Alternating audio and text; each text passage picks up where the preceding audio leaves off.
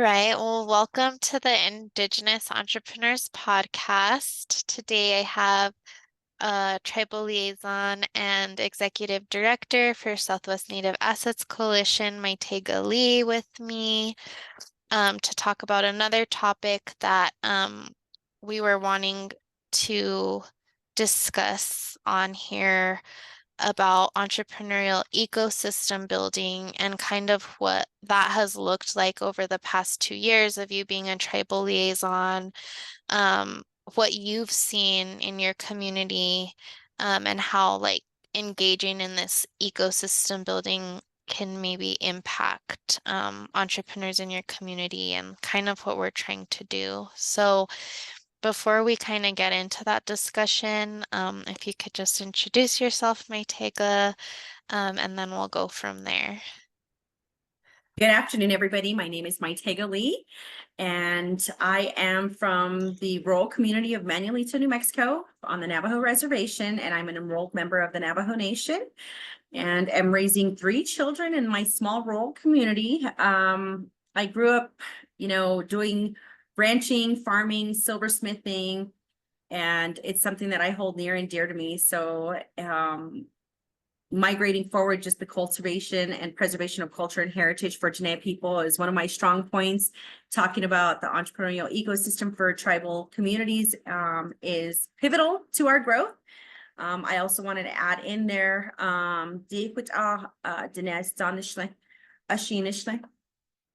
Kiani Bashishchin Adot Tabahe Dashiche Bilagana Dashinal. So that is Salt Clan. That would be my maternal grandparents, born for Towering House Clan, which is my paternal Nully. And then my maternal grandparents are Edgewater, and paternal grandparent being white or Caucasian as we describe it. So thank you for allowing me to share this space and time with you today. Thank you. So I guess the first thing that I want to ask and just talk about is um, what what do you see as like entrepreneurial ecosystem building, and kind of what have you learned about that over the past couple years working with UNM Rainforest Innovations? UNM Rainforest has been my teacher on what entrepreneurial ecosystems are. Before knowing about the Rainforest Innovations program and the Tribal Entrepreneurial Enhancement Program that I'm working with now, I really didn't focus on what those needs were. And a lot of the times it's only because we're in flight or fight mode, right? When we're out there and we're in our communities and we need something, we tend to try to figure it out on our own, or we just, think that we have to go without.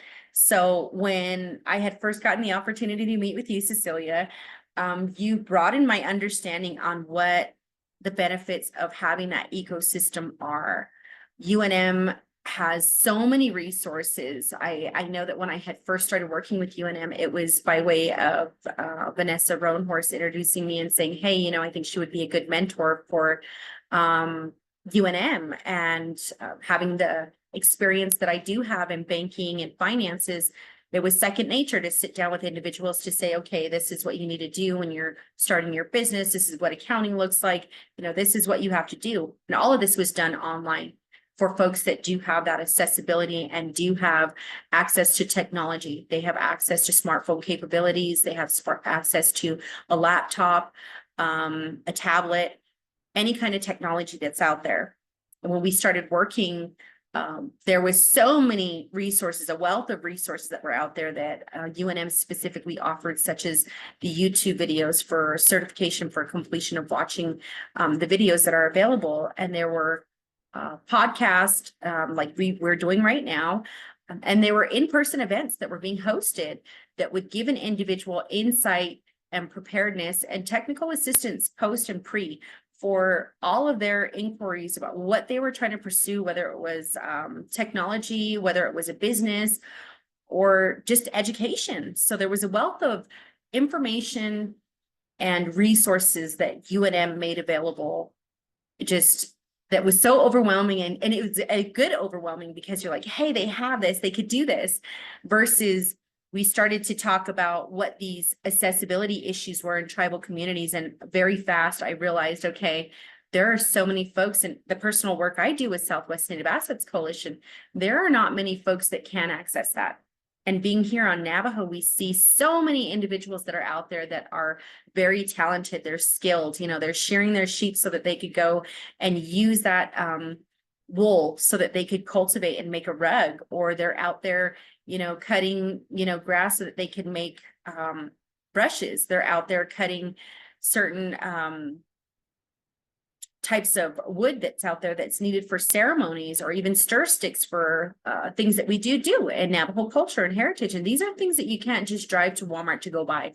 These are things that we have to get, cultivate, and make by hand, picking herbs and all these other things that what have you that are out there that individuals do.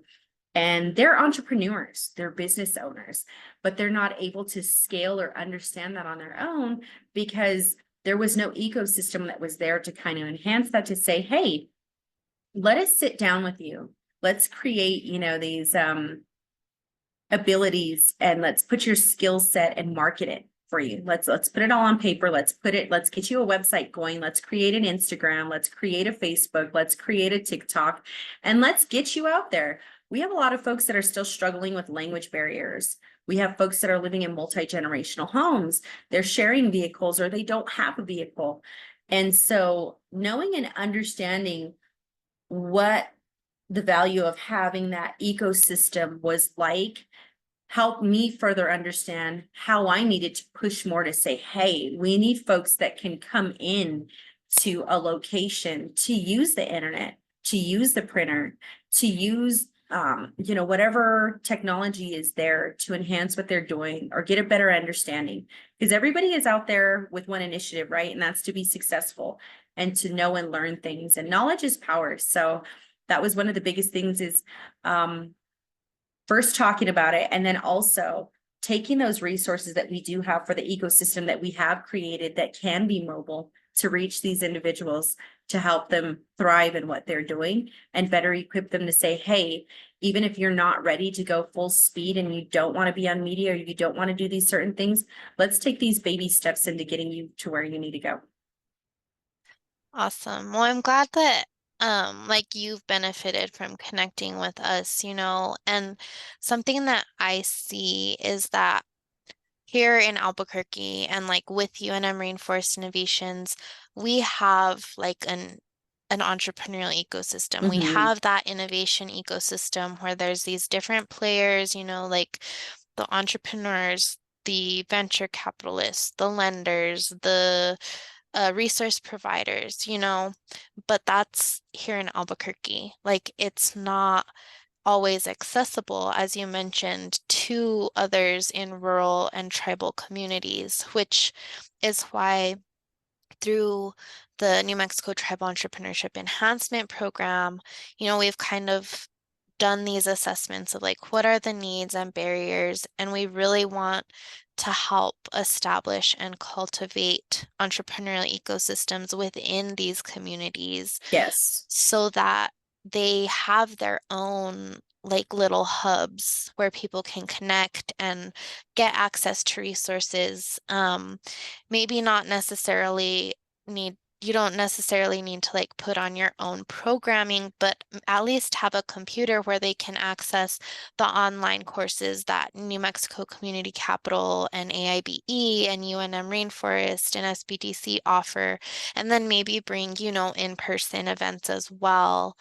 That's like my hope, is that we can continue to cultivate those kind of environments in rural and tribal New Mexico for these entrepreneurs and small business owners. That way they don't feel like it's not accessible, or like their communities are forgotten, or oh, I have to move to Albuquerque in order to be successful with my business. So that's kind of at least one of my bigger visions and hopes that maybe we'll be able to accomplish through Mhm. what we've done so far.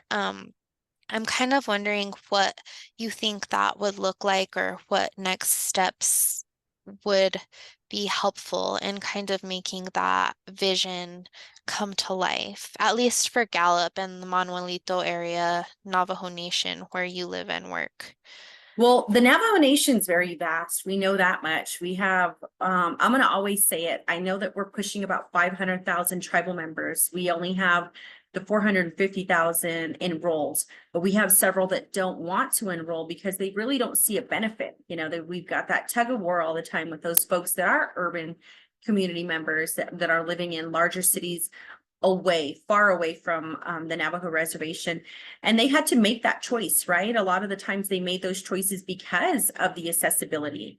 They were not able to thrive where they were at. They didn't have the ability to expand where they were at because when we're talking about the Navajo Nation, and let's just give an example, a lot of individuals have to drive anywhere from 30 minutes, 45 minutes, an hour, and at most 2 hours to get to a border town. And that's even saying that if you can't get the health care that you're getting in the border town that you're nearest, which could be an hour, hour and a half, you have to drive 2 hours to 6 hours to get what you need. So, there's a lot that comes into play when we're thinking about how do we address that. And this is something that I've been working on diligently, and that I've been, being the squeaky wheel trying to get the oil over here, with several different partners and allies that we have out there. And one of the biggest ones that we've been working with lately, that we've been having a lot of success with, is the Navajo Nation Division of Economic Development, and seeing how far their reach has expanded and the awareness that they have, the capabilities that they have, and the work that we know that they're going to do successfully in making sure that they're one of our strongest allies. And the reason being is because when you're on the Navajo Nation, we have different agencies that we work with. We have Eastern Agency, we have Western, we have Chinle, Fort Defiance. We have several different agencies that are around Navajo. And even that, like I was stating in the previous podcast that we did, is I'm registered with Eastern Agency. So even if I go from Manuelito to Crown Point, that's about a good hour and 15 minutes for me to drive out there to their office to get a copy of a CIB, go to the Land Department, Bureau of Indian Affairs, any and everything that you need to take care of with the Navajo Nation. If you're an enrolled Eastern Agency, requires you to travel. Same thing, if I took a back road from over the mountain of where I live, then I could get to Winderup, but again, that's like an hour and a half, and that's a pretty sturdy and rough drive that I'm going to have to take. And folks are dealing with this across the board in every tribal community. And I think that for Navajo, some of our first steps could be understanding and knowing that in leadership levels, we have to be receptive to these messages that are out there, or these conversations that are happening. I have these conversations with any and everybody I can at any point to let them know, there are a lot of tribal community members that need a desk to sit down at. They need a laptop, they need a computer, they need a smartphone capability accesses. They need these connecting points. And chapter houses are set up all throughout the Navajo Nation. And that should be the core component of where we start, because every community has a local chapter house that they rely on heavily for any resources are out there. Let's say right now with the ARPA funding that they do have, if an individual wanted to apply for any kind of resources to help them with home repairs or bathroom additions, anything like that, they go to the chapter house. They're the ones that fill out the paperwork. They do what they need. But to have a little area that's set up that maybe has 2 or 3 computers that are open to the public, and not behind that desk where somebody's like, you can't come back here. There's a do not enter sign right here. You can't come in here. A lot of the times it's that intimidation factor that stops an individual from asking for help. And anytime you deal with the tribal community member on Dene Nation, we're very humble. Behind-sin is one of the main things that we say, and that's like to have humility. So it's very difficult when you come from a community where you're taught to have that first, versus you go in somewhere and you want to use something. So you're like kind of hesitant about whether or not you should ask. But if those resources were made readily available, and I think that, 3 computers in a budget, that will not make or break a budget. We could turn around and say, okay, what we're going to do is we're going to set up, these little desk areas, and we're going to have that. We're going to have a printer. We are going to have a scanner. And maybe what we could do is even invest in a PowerPoint, invest in, these certain things to where we can incorporate having the youth get excited about coming in, having tribal community members excited about coming in, and hosting these events. for financial literacy, credit counseling, entrepreneurial enhancement, and bookkeeping. I mean, even basic bookkeeping for your own personal account, for your checking account, teaching things like that a lot of our tribal community members don't know. But having that hub there is what really makes or breaks the community. A lot of the times when I didn't have that availability, I ended up having to go to FedEx, or I had to go to, at one point they did have a UPS store where you could go in and you could use their resources and whatnot. But that was like, by the time I got done, $20-$30. And then 20 or 30 bucks was a lot, and in my mind, I was sitting there trying to look up wholesaler sites for novelty items that I was selling. And I'm thinking to myself, I'm going to be on the computer for about 45 minutes or more. And then I have to use a phone and call them. Then I got to go get a money order. I've got to go send this off.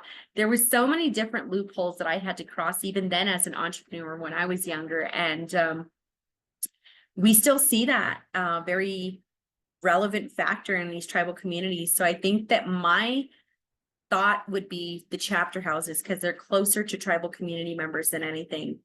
And our local colleges, we have them spread out throughout the Navajo Nation now. The Prom Point does have one. I think, just being more open and attentive to your tribal community to say, hey, we do have space available, even if you are not a student and you are interested in a few events that we are hosting. UNM in Albuquerque does an amazing job at that, to where they welcome individuals that are not students, that are not enrolled with them, to participate in these classes. And they've even expanded their reach to even offering resources for veterans, and just across the board to bring that awareness and being proactive in saying, it doesn't matter how old or young you are. It doesn't matter if you're a student or not. It doesn't matter if you don't have a business yet. We have the resources here for you. And I think that, UNM Gallup, Prom Point's location, NTU, all of them across the board can be more receptive to that and say, hey, you know what, let's tag team on this and make that ecosystem for not only our enrolled students here, but the tribal community members that are out there, to where we can offer these and work with locals. Maybe there's somebody that's out there in your community that offers these classes or trainings. For me, one of the biggest things that I'll say all the time is Sister Skies in Montana. And when I first started taking those classes and hearing about their events, I started sharing it all the way across this way, and pretty soon they're in Church Rock, New Mexico. So it's exciting to see how far these organizations can reach when we really just, you put your arms together and you extend your reach and you link those, and it's powerful. It's very powerful. I get excited about talking about it because this is something that I could already see as a reality. Just seeing the success of going out to these swap meets and saying, hey, have you heard of UNM? Have you heard of the Tribal Entrepreneurial Enhancement Program? This is what we offer. This is what we do. And if you need any kind of assistance or you have any questions, reach out to me. Here's my email. Here's my cell phone number, get in contact with me. And just seeing so many individuals and their success stories, and seeing how far they've gotten with the help that they had, because they didn't have the insight on how to fill out an application or submit a grant inquiry or a letter of interest, or take an online class or earn a certification or anything like that, without having to think that they need to get a college degree or have a college education. It's very exciting. And just doing our best to bring awareness to where these ecosystems are and where they could be. I think it's really important what you said about the chapter houses, because like you mentioned, we have some online trainings and courses and infrastructure that we've already put together that the chapter houses are more than welcome to use.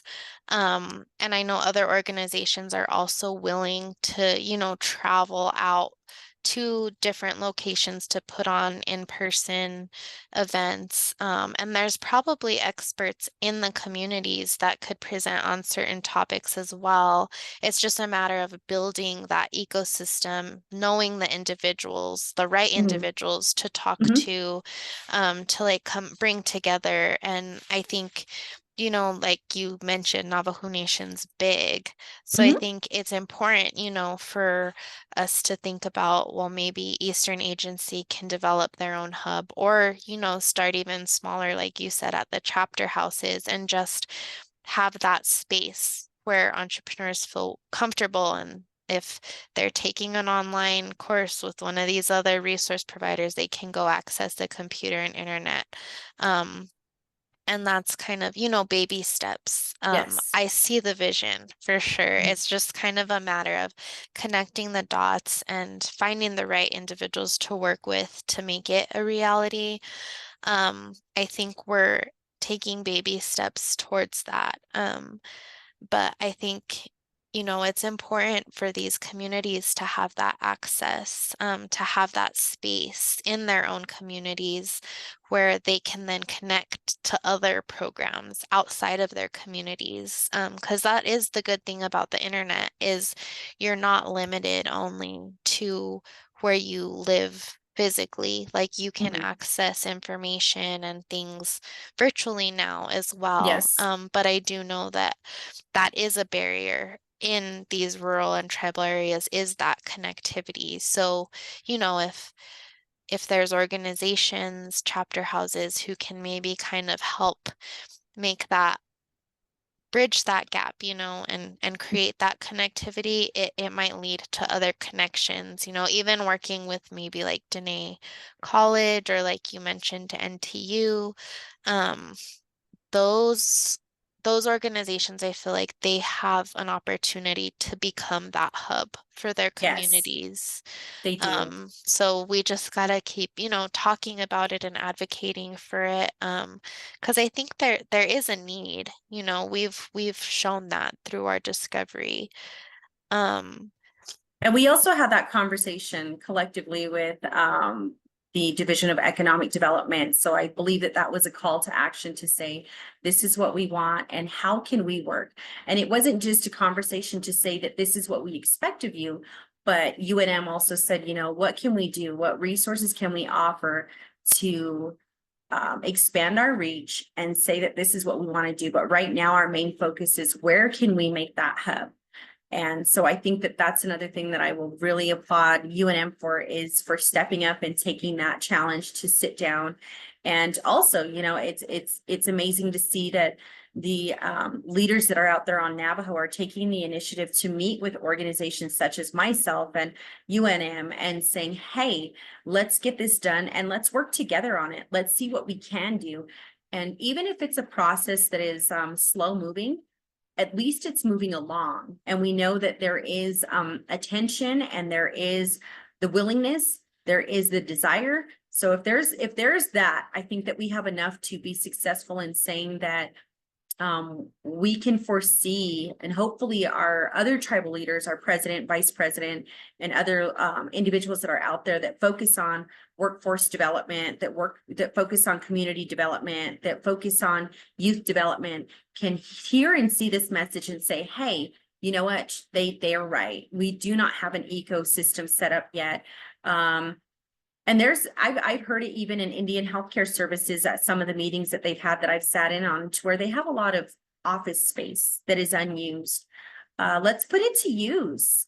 Make it a place where people can come and know that they not only are going to be able to access accessibilities, but when you give somebody hope, and this has been my message from the very beginning, when you plant that seed of hope in somebody that they are fully capable of doing something, even if it's just getting through the day, even if it's just making sure that they budget better, even though they're on public assistance, even if it's giving them some type of stability by offering words of encouragement, if we plant that seed of growth and capability in them, they're going to thrive just knowing that they have that accessibility for themselves.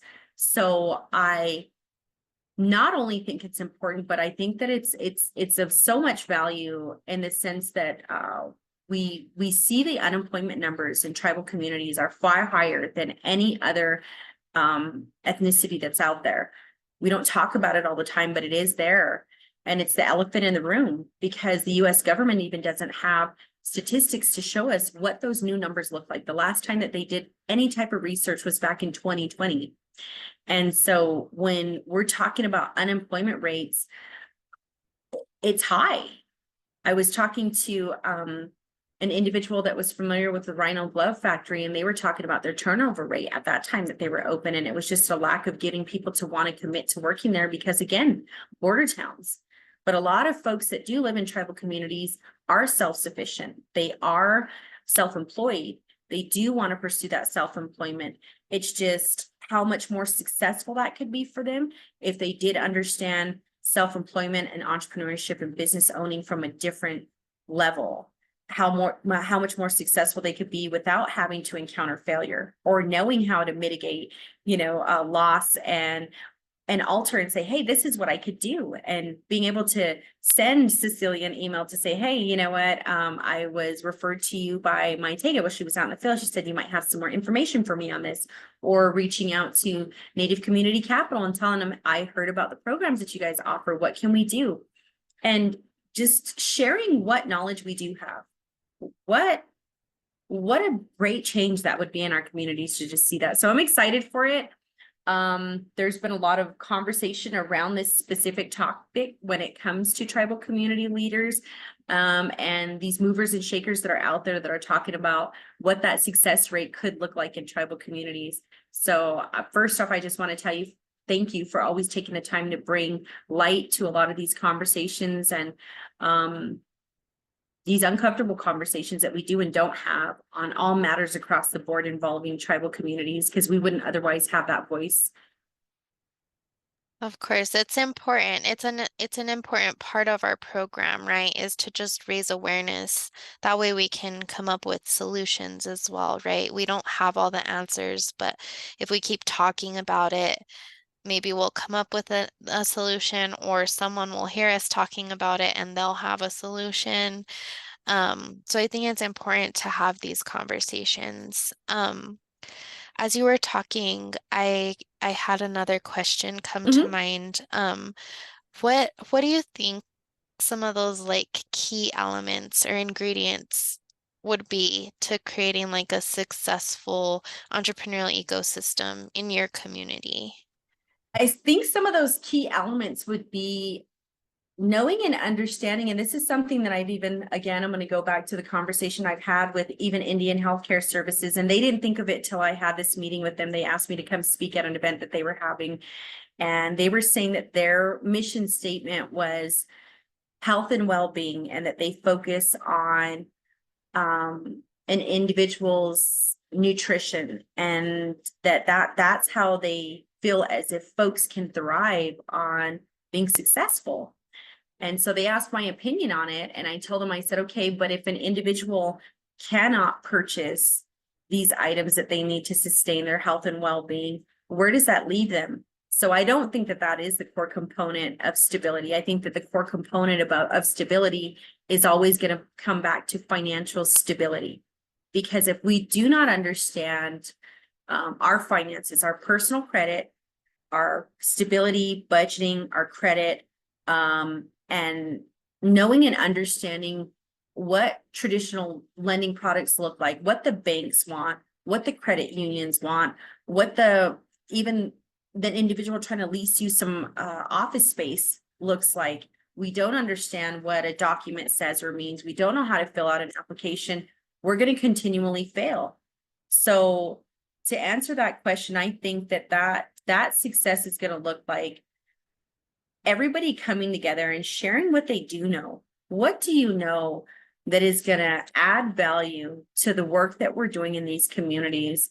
Having that ecosystem is going to immediately affect folks that have been waiting for that have been waiting to get that shared knowledge, that maybe have failed several times over and just can't really see and understand where they keep making the same mistake. But you have somebody like me that has 20 years of banking and finance experience come in and say, oh, all you're doing is this, silly, and it's sharing that information and getting excited about it. That's the other thing. Not getting upset and say, sign in right there so we can help you right up here. When you're done, sit down. We don't want to do that. We want to get excited with them because they're already stressed out. a lot of it goes back to psychological, emotional well-being, right? When a person comes in and they're thinking to themselves, should I ask for help? And then you come in, they stick their head in and you're like, hi, how are you? Come on in. What's your name? So what brings you here? And it's always that idea of the Hansel and Gretel trail is what I call it, because we've got to leave that breadcrumb. And when they ask a question, we kind of have to ask a question back. So we keep them curious, like, what is this building for? And you're like, well, what did you need help with? What are you needing help with? We don't want to automatically tell them and then they make an assumption that it's just specifically for, one cause. We want to ask a question with a question so that they can say, oh, well, somebody told me you guys might be able to offer me some technical assistance to set up an email. Great, sit down, let's do that. So what else do you do? Where do you work at? What do you do? Like, what's your family setting like? Asking somebody questions that are just so simple, but can give you so much insight on who they are and what they're doing on a day-to-day basis can help you evaluate and assess who that person is enough to say, this is how I can help you. And even if they're not looking for any kind of resources that are particularly gauged to entrepreneurial enhancement, and they tell you that they're experiencing hardship right now, just being a good Samaritan and saying, hey, these are the local resources that I know about that would be able to assist you in that. And even if we're not able to assist you with what we do have right here, if you ever need to use our computer, we have Wi-Fi, we have the internet, we have a printer, come by, come see us, and have a good day and let anybody that know that we're here. That person's going to run out of there excited and go back into the car. And there's probably 3 people waiting on them. They're going to tell those 3 people, and those 3 other people are going to tell like 10 other people. Pretty soon you have like 50 people coming in before the week is up. So I always think that people go where they're wanted, where they're needed, and where they're appreciated. So we got to get excited about the things that we're doing. And I think that just as a whole, creating those ecosystems for entrepreneurs is going to expand to the extent of where we see a thriving mom and pop shop at every corner, on every place that we go to, whether it's Winter Rock, whether it's Tohatchee, whether it's Smith Lake. We're going to see these little shopping plazas start to create themselves here and there. And everybody has something that they're good at. That's something that you've heard me say in a lot of the classes that I come to speak at is everybody's an entrepreneur. If you're good at making tortillas, if you're good at sewing, if you're good at changing brakes, if you're good at hauling wood, whatever you're good at, there is a business to be made in that. And you just have to run with it. You just have to hunker down and run with it, but get excited about it. That's the bigger part. Sometimes it's not necessarily ideal in what we want to do, but whatever we offer, somebody needs. So it comes down to that like approachability, accessibility, and just that connectivity as well, knowing someone like maybe I can't help you with your housing problem, but Mytegia might be able to. I can't help you with your leadership questions, but I know a leadership coach, Scott could help with that. Like knowing those people and being open to connecting and making those referrals and Yes. like just kind of further integrating, like creating that local ecosystem, but then Yes. making sure that it branches out into like the greater ecosystem of New Mexico and then even like the greater ecosystem of like the US, Yes. I think that's the ultimate goal is just making sure that people are aware and don't feel so isolated in their little Pursuit. communities. Yeah, Yeah. and in their pursuit, because I know like entrepreneurship can feel lonely too if you don't have that community.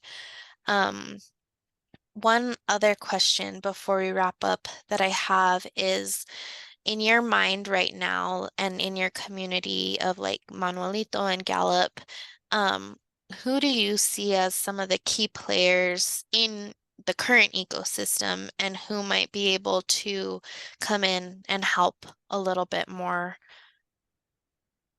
The key players in the Manuelito community would be our chapter president, our chapter vice president, and our treasurer, because they're the ones that work with our council delegate. I'm going to throw my council delegate in there too. I know we've had some turnover specifically in our Manuelito community because our delegate did step down. That's another thing. We're getting ready to go into voting for new leadership in November. So that's another thing. But turnover is not that high, but it's just also at the same time, a lot of the folks that get into leadership are older. So it's I think that though they are key players and key components and what it is that we want to see, having an open mind and being receptive to change is going to be the biggest thing. There's nothing wrong with accepting the fact that society and the world is changing. That doesn't mean that we have to lose our authenticity, our culture, our heritage. We're really great at preservation in New Mexico. We're so well at preserving what we do have when it comes to the 23 tribes that are in New Mexico, the language, everything that comes along with it. And it's beautiful. It's amazing that we do that. But at the same rate, we have generations that are coming after us that we want to empower in saying that we don't have to lose who we are to gain more, to sustain who we are, being receptive to change. So in Manuelito, yes, again, my community chapter president, my vice president, my treasurer, that would be my council delegate, because they're going to be the ones that carry that message of saying, hey, we had a chapter meeting. Mytegia came in. She's been coming in talking about this ecosystem thing. We haven't gotten 3 computers. Can we put it in our budget? And then you go to a regular meeting, you go to another meeting and you ask for a resolution. So typically that's what it does. And then they vote on it. People vote on it. It's a yay or nay deal. From there, it gets passed and approved.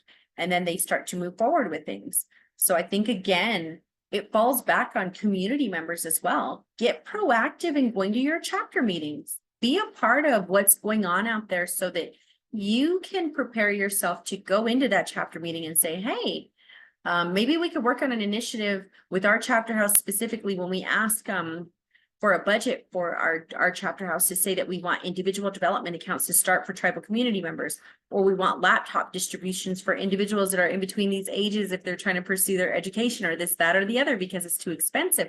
There's things that we could do that we could ask our leaders for.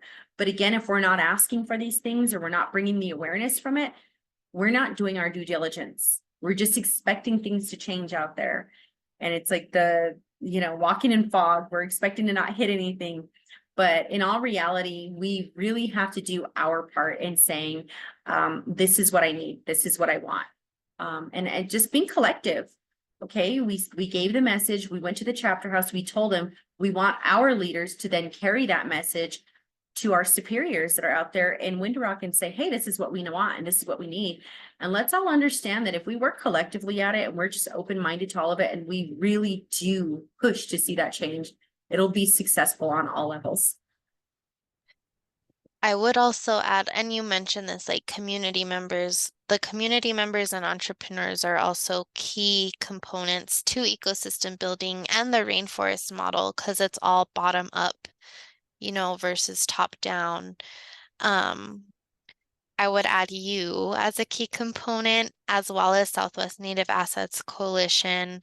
I think UNM Gallup could play a role in some way, shape, or form. There's other organizations out there who maybe don't have exactly the same goals, but like might be able to, help rally or help create that hub.